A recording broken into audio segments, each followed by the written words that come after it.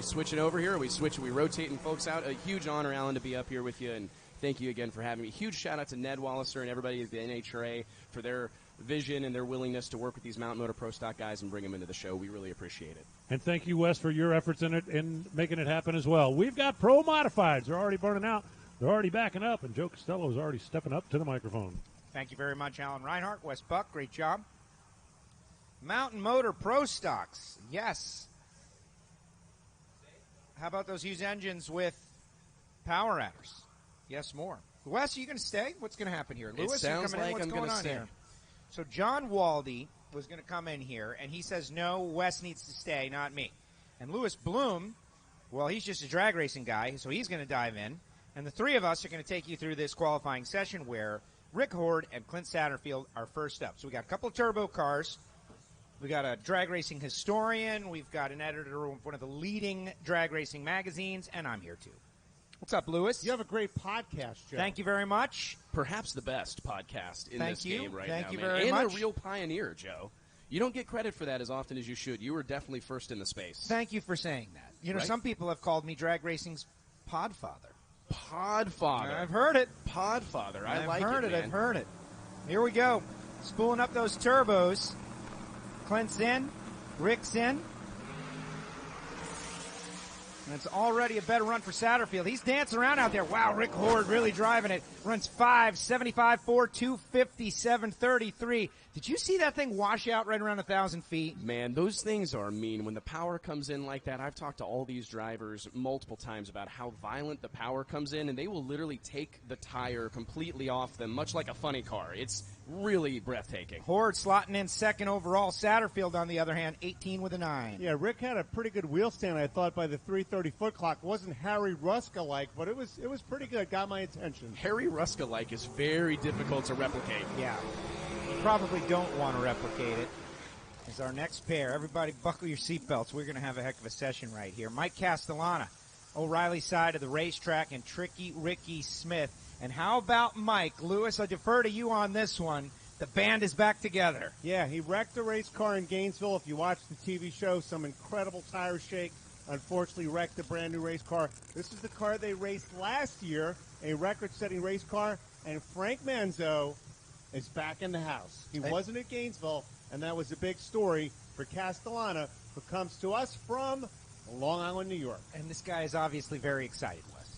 No question. And I'm telling you guys that it didn't happen overnight, but Frank the Ace Manzo became a staple on the starting line during Pro Mod.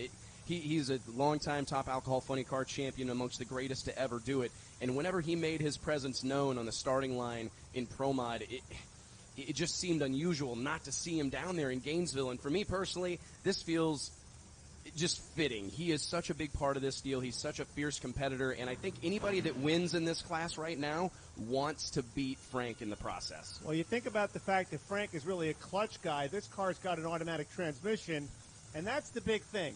And rear suspension. Yeah, Frank likes tuning the clutch. Now, Ricky Smith, if you didn't see the Gainesville race, he's in a turbo car. He's not tuning. Steve Petty making the call.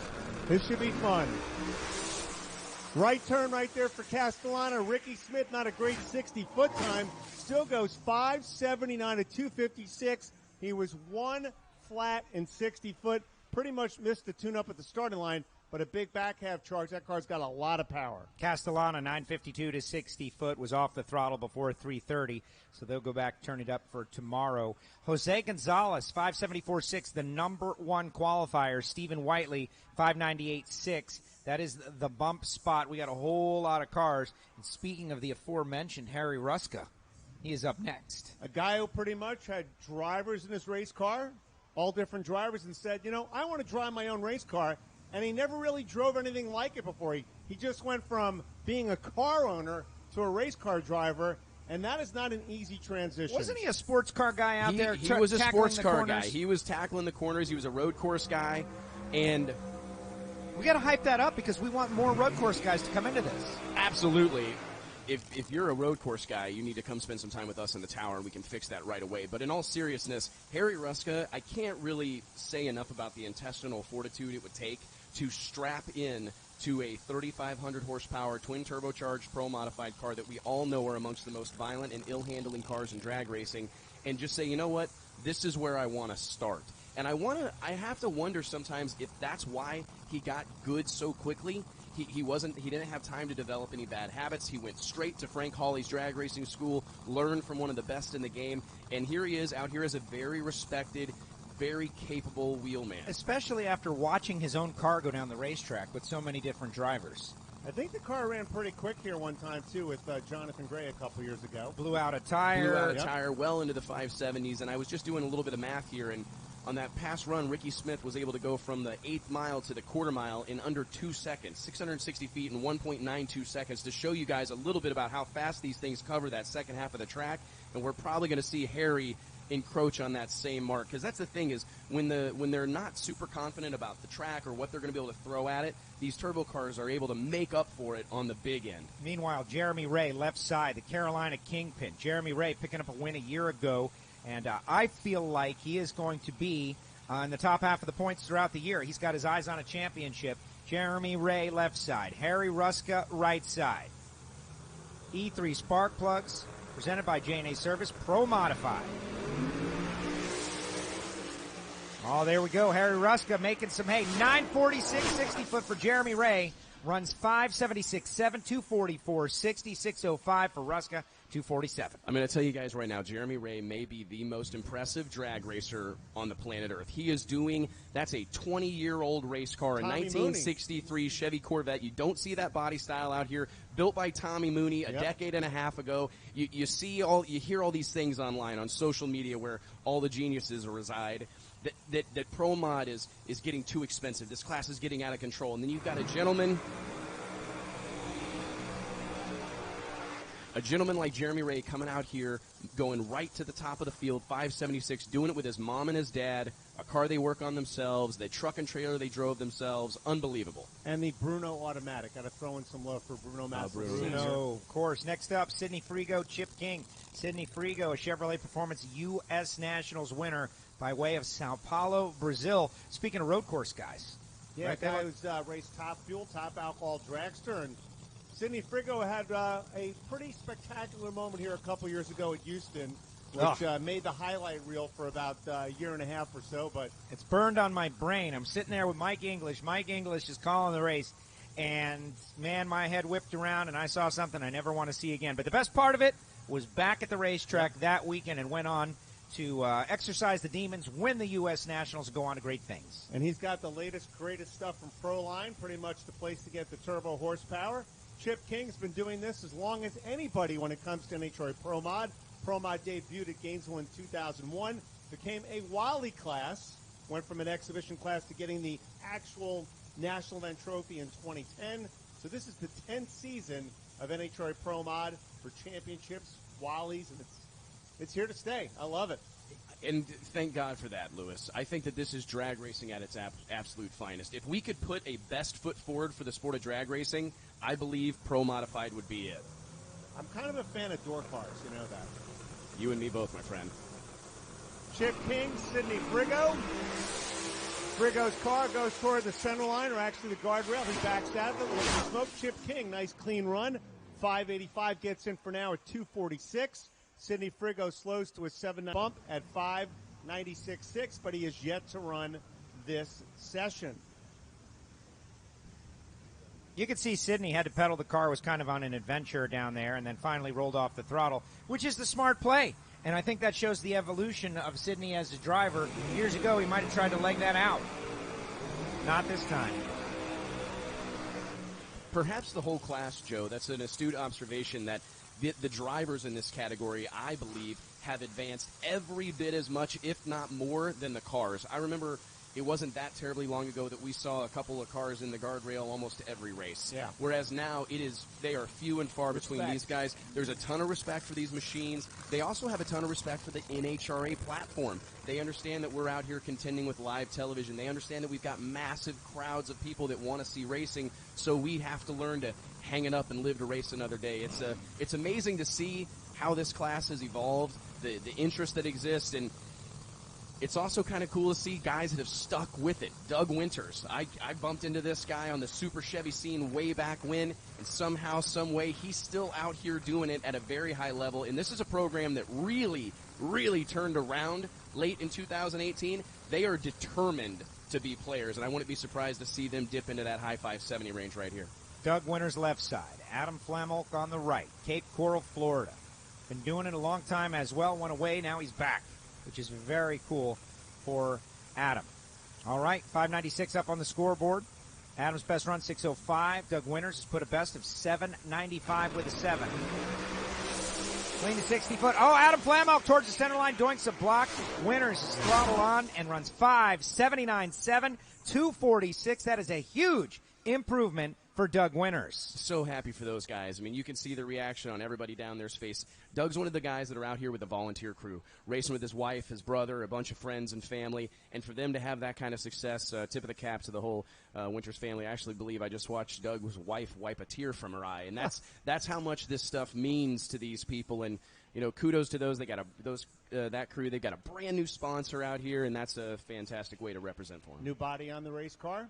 Made a big difference in the program. A little less weight. And what do you think of that Chevelle? Oh, I love the Chevelle. Got to have the Chevelle out here. We can't get. Listen, I love Camaros and all, but And every car can't be a Camaro. I love the way the truck is kind of into the graphics with the rear They tire. did. Rod Burke, shout out to Rod Burke Designs. He put that wrap together for Doug, and it's a fantastic looking race car. And those are the body styles that I think this class just is defined by. Well, Absolutely. When I go back to the early days of Pro Mod, when I went to these first Super Circuit race at Budds Creek in the late 80s, early 90s I'm kind of dating myself here.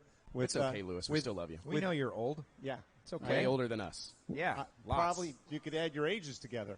With Me and Wes, we're the same age. You're the old guy. I was, Brett Kepner, on a Saturday night at Budds Creek, and you had Robbie Vandergriff with the 57 Chevrolet, Charles Carpenter with the 55 Bel Air. You had the Over the Hill Gang Trans Am with the late Gordy Meal and Scott Shafroff. I have goosebumps. Mike I honestly Ashley, don't know what it would have been like to have witnessed that. The Christine, Norm Windsor, Ronnie Sox eventually showed up with the Mercury Comet, and to see what this class has evolved in, but the fact that it still has, you walk in the lanes, you go, that's a cool car, and that has not changed. The fact that the cars, even though the technology has evolved so much, but the cars still look just incredibly cool, and the example of the Chevelle right there with Doug Winters gives, I don't want it to be all one body style, because ultimately if the aerodynamic package says, well, we have to have this to compete, that's not really a good thing all the time. No, absolutely not. And I would argue that the rule makers would have to swoop into action and find a way to make sure these nostalgic bodies remain in the class. It's so, so important. And you're right. These cars are relatable. I mean, I hope the fans recognize they've got swinging doors. They got a driver sitting on the left-hand side of the car. They still resemble cars that you maybe had whenever you're in high school, or a car that you can go buy off the showroom floor right now. And what's even cooler about it for me is that this is a class filled with people who own their race cars, right? There are a handful of hired gun drivers out here, but by and large, these are men and women who have the autonomy to drive it like you stole it. Do so as they please, pedal it 10 times if they feel the need to pedal it 10 times. And I think that this class is comprised of drag racing's real concrete asphalt cowboys. And it's just a pleasure for me to see them on such a grand stage. And you got racers from all over the world, too, competing, and countries involved in terms of some of the sponsorships, too. Very international. It is, and I believe it might be the best represented class in drag racing, eliminator, as our friend Brett Kepner would say, in drag racing as far as worldwide presence. This is the universal language. I'm going to drop a lot of I'm going to get verbose bragging up my Pro Mod boys, but it's true. I think that Pro Mod is the universal language of drag racing. Well, Adam's from Europe, right? And I want to mention to those of you scoring at home, and I met a guy who does actually write down everything. Oh, I know those people. Adam 931.7. Oh, you exist because of those people, Lewis. 931.7 did clip the block. We're replacing the block. Got the drag mat out there, cleaning off the track to remove any debris that may be down, and then we'll get right back into qualifying. And Jim Whiteley, allow the vocabulary demonstration to continue. Yeah, Jim Whiteley on the bump spot 594. I believe Jim is yet to run with the Chevelle. He'll be up in a bit.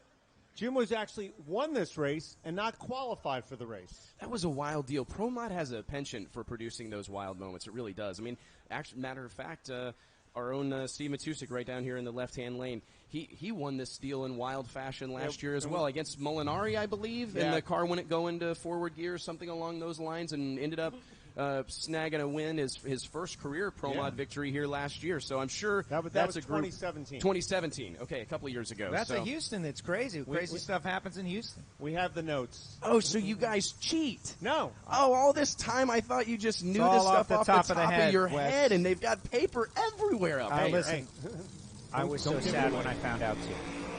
I was bummed out. These guys know everything now. There's notes everywhere. Remember, I have to prep for a TV show, so you got to be accurate because people can actually, replay it and go, "That's wrong. That's wrong." And what's weird, Lewis? They will. Oh, I know. I get the email. I hope they will. Like if I brutalize a caption, I get handwritten letters about it.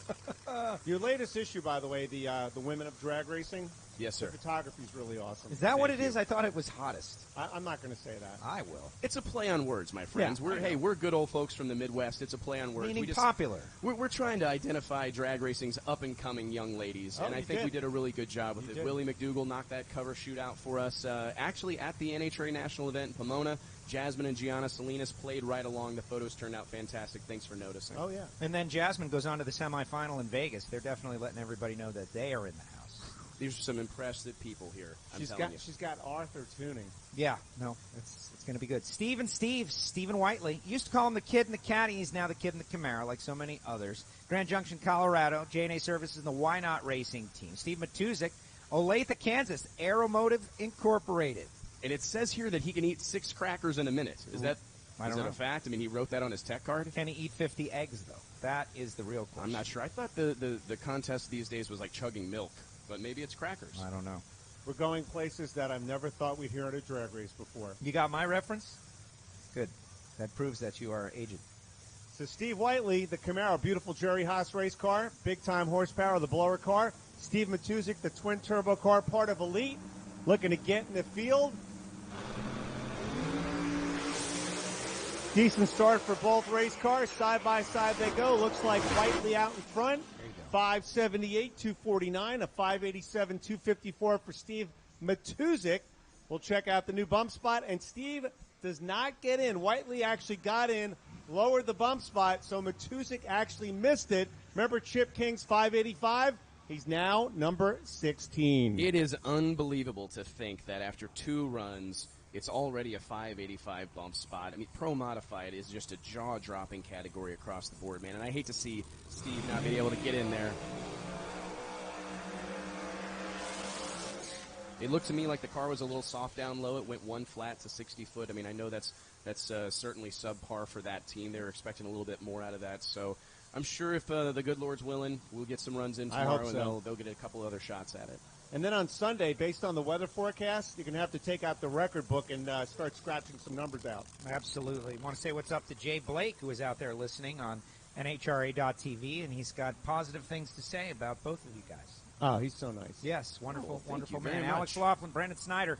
Next up, Elite Motorsports 2018 Camaro.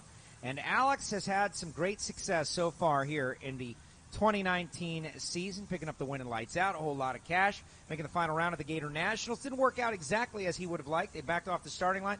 The kid's doing a great job. He's having a great season in Pro Stock, but how about the fact that Gainesville, he failed to qualify but ran like 258 miles an hour, so that we know the car's got the power. They just got to apply it to the racetrack, and those guys out there, Alex Laughlin with the Elite team, Justin Elks, Shane, how do you say Shane's last name? Tecklenburg. Shane T, tuned by Shane T. And I got to say, tip of the cap to Jake Harrison in Elite Performance. Really, this is, not everybody knows that is actually an Elite Performance built engine under the hood there. So they are a relative new team as far as an engine provider out here on the Pro Mod scene, and they are clearly making big power, near 260 mile an hour power. And I want to touch on what you said about Alex. This young man has broken through. Flickered the bulb, but will get data. Meanwhile, Brandon Snyder will not. Brandon left before the tree was activated, and it was just a tough situation. 588-3, 254. Alex appeared to be in, and then the car rocked and flickered the bulb, so he was not in. And at that point, Brandon took off, got no data. Alex was sitting there, a little bit late, 1 second reaction time, and ends up going down the racetrack with a 588. I think everybody kind of lost on that one. Alex will have to wait till tomorrow. Hopefully get some shots at the racetrack. Nice to see Eric Latino back. He showed up at Gainesville. I'm like, where have you been? He goes, business stuff. Got a new race car. Yeah, But Eric- brand new Tim McCamus Camaro. He was super proud of this car. This car was under construction all throughout last year. It started to get close to finish around August, September of 2018. They were able to get this thing put together. Brand new sponsor on the side of the car, Jesse. It's a company that he owns himself. I know he's got some of the executives from the company out here, and all-around wonderful guy. He's like a real passion-driven individual. Doesn't he do catalytic converters, something like that? He does. He makes like industrial catalytic converters, and he also makes the catalytic converter, if you will, that would go on top of a smokestack.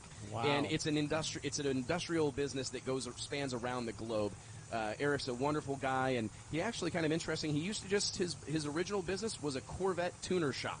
He would soup up Corvettes. He sold that business and continued to invest, and here we are today with a full-blown Pro Mod ride and competing at a high level. Meanwhile, left side of the racetrack, the champ and the E3 Spark Plugs, presented by J&A Services. Pro Modified Series, Mike Janis. Janis goes down to the final race 1 year ago, wins the title right now, not qualified. Best run, 596.8.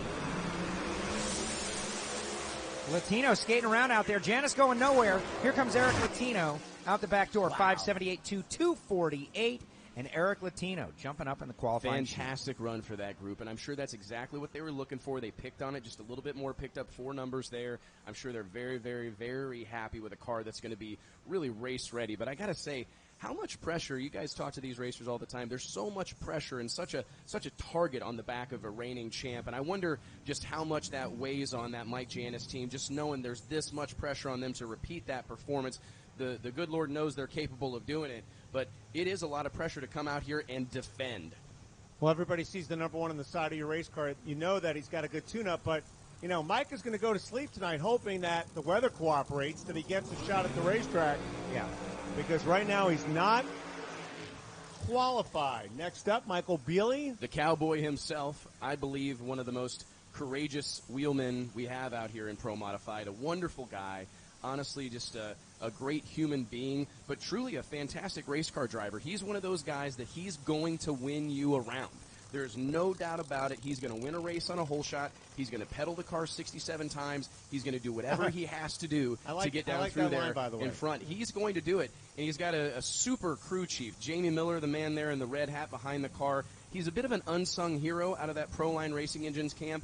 He was a fresh face a few years ago, but now he's quickly become a staple in door slammer drag racing. He tunes a number of high-profile door cars, perhaps none more so than Michael Bealy's. And he's a guy that could build the car himself, build the engine himself, and come out here and tune it to a world record-setting ET. And the fact that Michael lost over 100 pounds in the past, 6 months to a year, so he could use that to his advantage in the race car besides his own health. He looks like $1 million. I'm so great. happy for him. I know what that's like. I know what it's like to fight that battle and lose some weight. And the way you feel, the new life you experience is pretty unbelievable. I'm really happy for him. Left side of the racetrack, Jim Whiteley at a Grand Junction, Colorado. Won this race a couple of years ago after failing to qualify. Exactly. That happens in the alcohol classes. It happens in Pro Mod. It doesn't really happen anymore in the professional classes. You can't do that because we don't take the alternates like the old days. That's the Paul Smith rule, by the way. Jim Whiteley, the blower car. Michael Bealy, the turbo car. Looks like Michael on a good run, 578, 254. He gets in the field. Jim Whiteley might get in the field. We'll have to check out the qualifying sheet. He goes 583. Yeah, 15. He's number 15. Michael Bealy in the number 6 spot. We have a total of 14 cars in the 570s. The number 1 qualifier, Jose Gonzalez, is yet to run. And that's going to move Chip King out of the field with a 585.5. The new bump, Erica Enders. And guess who's on the starting line? By the way, I don't know if you've seen it yet, but one of the latest copies of National Dragster celebrates 60 years of National Dragster. It's got Wally Parks on the cover. It is super cool. Typically at the race, you could check it out. You could pick up a copy for free. I know Wes growing up as a kid, The dragster, Bible. right? The Bible. I have to say that, I mean, I got goosebumps just talking about it. I literally, one of my earliest homework assignments from my dad was to thumb through the classifieds of National Dragster and, quote-unquote, find the best deal. And I would turn through those pages looking for a Don Ness race car with lamb struts or whatever, or carbon fiber That's brakes. great. And I would literally bring those back to my dad, and he would tell me if it was a good deal or not. And a lot of times we'd load up when we'd go buy the thing. But it was such a huge part of my childhood, man. The way I read National Dragster growing up as Eric Enders gets ready to take on Khaled Al-Belushi, I would look at the cover and then go to the classifieds first because you would see who was selling race car stuff, like race cars, before Yeah. there was the internet, and you'd see like, the Jungle Gym car for sale or the Barry Setzer car or later on some of the Pro The Stock internet's cars. ruined it. Yeah. The internet's ruined the glory days of classifieds. Yeah, It was so much fun. I mean, and God bless all these sites that have, brought this technology to light. But those were really magical, Yeah. heady times, if you ask me. Well, and Wes, there's just something to be said about having a magazine in your hand. Oh, you don't want to get me started It's on the true. printed No, word. it's true, and I You don't do mind. not You want to do get an me excellent started. job. National Dragster does a great job. There's a lot of them out there. You can't always be on your device. You shouldn't be. You shouldn't be. Erica Enders left side. Khaled on the right. Erica, 999 60-foot. Al Belushi getting it done this pair. 578.5, 248. So Khaled able to pick up 100th of a second. Hate but to see two Erica solid struggle. passes. I hate to see Erica struggle like that, but how about these nitrous cars? Almost unbelievable to see these nitrous cars in the thick of things. There's only a couple of them now, too. But they are bad to the bone, Lewis. It's unbelievable to think that the guys who have stood out here and fought the fight, they are being rewarded for their efforts. Even though supposedly Khaled Al-Belushi later on this season will be in a Steve Petty tuned turbo car. I was hoping you wouldn't say it out loud. Hey. Stevie Fast Jackson, runner-up at Gainesville in the quickest side-by-side Pro Mod race ever with the record-setting pass of 5.643 seconds. But a little late in the treat, Todd Tutterow took him out. And Bob Ram, one of the nitrous guys, and he's got like a whole new setup there, the engine program with Chris Bell. And that's good to see for Bob Ram. He is a nitrous guy all the way. What's that say about Pro Modified, though, that we have guys developing in-house engine programs? Absolutely. We have in-house nitrous engine programs. We have in-house turbo engine programs, in-house supercharger development programs. It's really amazing the level this deal has reached in, in all fairness, a relatively short amount of time. Couple of notes. Stevie Fast was on our Mellow Yellow walking tour today because Pro Mod is pitted with the Nitro cars. And I asked him, I said, hey, what about that Gator Nationals final? Was it something that you look back on positively or negatively? He says, I'll take it every day of the week. I'm 0-30, quickest run ever. Give me that every time down. Sometimes I'll lose. That time I lost, but I love the pass. He's super fired up. Meanwhile, Bob Ram, Chris Bell, talked to him about the little bit of weight break they got. And he said, honestly, he feels like that doesn't help him because the car is so heavy with the lines and the bottles and everything that goes into having a nitrous car. You really wish they'd put a little weight on everybody else because they're just about as light as they can go. And that's really the struggle for the nitrous cars is those cars at 2,425 pounds, you really can't get them much lighter. Off and running Stevie Fast. 953 60 foot. Right side. Watch this. 575 3 250 102. Stevie Fast Jackson in the Bahrain 1 machine. What can you say about Stevie Fast Jackson? I truly think that he is a real gem in the sport of drag racing right now, from personality to passion, perseverance, and just legitimate talent behind the wheel, tuning along with Billy Stocklin there. You see him walking by in his famous blue Dickie button down there, amongst one of the most feared tuners in small tire racing, and he's come over here and made a name for himself as well. Got the job done. Bob Ram, 622 at 192, jumped off the throttle about halfway down. Plus, Stevie Fast growing a beard now. He's part of the beard crew. Yeah. I don't know what to think about all the facial hair that's sprouting up in the world, but especially here in drag racing. Well, I'm glad to hear you guys say that because I tend to agree with you. I'm confused by it as well, but everybody is doing it. Uh-oh, got a problem down there on the starting line. Right side, that's Jason Scruggs. They're going after it, cranking it over, trying to fire it up. I see Mitchell Scruggs down there going after it. That's Jason's dad there with the breakover bar, going to try to get this thing cranked over a couple of times. And luckily for Jason, he made a good run in session 1, 579.2. I do believe, based on the cars left, that'll stay in, but now they were I'd reaching love under to get there, another run. just trying to get something squared away. Now, onboard starters, but they plug in. yes, Well, and that's an interesting thing, and it's another astute observation from Joe Costello that we've got these cars all must be self-starting, which I think is one of the things that really separate them from Top Alcohol Funny Car. I do not believe they're going to let him run.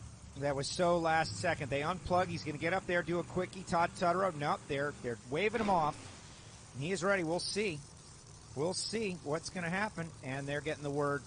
Too much time has elapsed. Todd Tutterow. Listen, talk about sportsmanship. Todd Tutterow just sat there and waited as long as it was going to take. And unfortunately, it took a bit too long. So Tutterow is going to make the run. Jason Scruggs.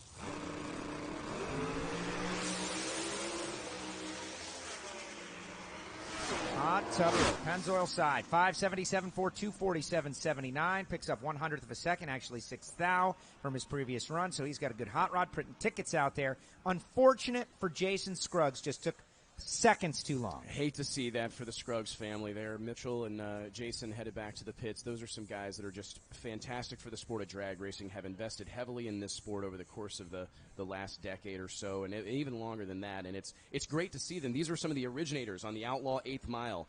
3-second door slammer. They were doing so with a small block powered 63 Corvette. Really made headlines from sea to shining sea. To see them come out last year, make a splash in NHRA Pro Modified, and then really get going pretty well in 2019. They're going to be contenders. And they're building a new race car for later this season, so they're trying to find that edge. How about Todd Tutterow? He has made 10 runs in the last 2 Pro Mod races. None slower than a 578. Unreal. It really shows you where this class is at right now. There's Ty Tutterow waving at us. Congratulations, buddy. These guys are on a real tear right now, and it's honestly hard to believe because one of the things, it's maybe not surprising to see those 570s, but it's surprising to see 10 of them in a row. We're used to seeing pro mods abort every other run. Let's be honest, that doesn't happen anymore. He ran 4 560s at Gainesville to win the race. I mean, that is just insane. He's the only one who's ever done that. It's terrifying. Final note: Jason Scruggs is already in the field. For those that are curious, 579.2. So as much as losing that run is a bad thing, he's already in the field, so that is a better feeling. All right, coming at you, Jose Gonzalez, the #1 qualifier in one of those nitrous cars, Chad Green, over there on the Pennzoil side. Guys, I feel like watching Pro Modified, we are seeing like a time-lapse evolution of the sport of drag racing, right? Like everybody is all wild and crazy and out of control, and then all of a sudden you offer this world championship on the NHRA stage, and everybody goes, what? Wait, where? And they show up, and they come in, and they start improving their game rapidly. My favorite thing about Pro Modified on the NHRA stage is when I start to see Jack Beckman and John Force and Erica Enders and all these other NHRA cat. Mike Salinas will always be up here. There's a whole gang of guys that'll be up here watching these Pro Modified drivers because they have a ton of respect for what's going on out here, and they have a lot of admiration for the innovation and the relentless pursuit of performance that exists out here. For a lot of us who saw funny cars in the 1970s, even though they really don't look the same, they have the same vibe to back in the 1970s, the early days of the funny car class. That same sort of like, Joe and I both missed that. Yeah. Well, sorry about He's right.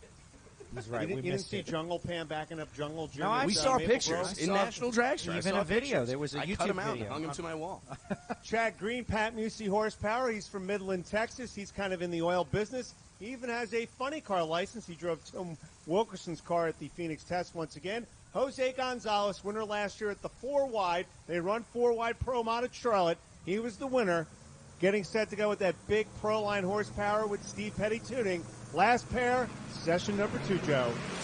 Jose Gonzalez makes a move towards the right side wall, jumps off the throttle. Here we go. Chad Green, 575, 249, picks up 9 thou from first time down.